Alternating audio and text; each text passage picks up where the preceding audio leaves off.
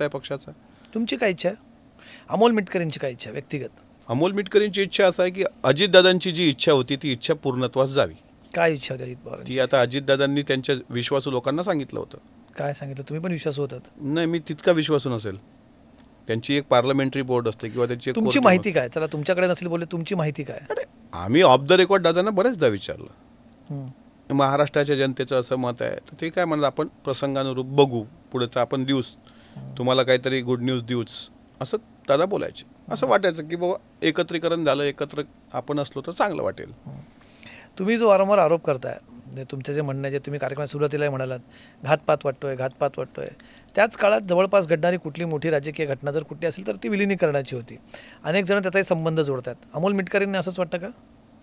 या दोन घटनांचा संबंध 14 आहे? फेब्रुवारीला विलिनीकरण होईल अशी चर्चा महाराष्ट्रामध्ये होती, असा सूर होता. दादा एकटेच अनेक बैठकांमध्ये होते की नाही? दादांच्या गाडीत अमोल कोल्हे खासदार जे आहेत त्यांनी पुण्यापर्यंत प्रवास केला, तर त्यांनी स्वतः सांगितलं.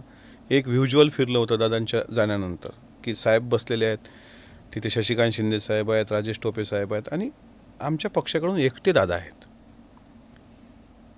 हे दादा त्या चर्चेमध्ये होते सगळ्या.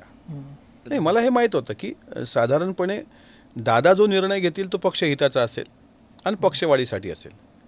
त्यामुळे 14 फेब्रुवारीला काहीतरी घडामोड होईल असं माझ्या पण कानावर आलं होतं की 14 फेब्रुवारीला एक निर्णय होईल चांगला.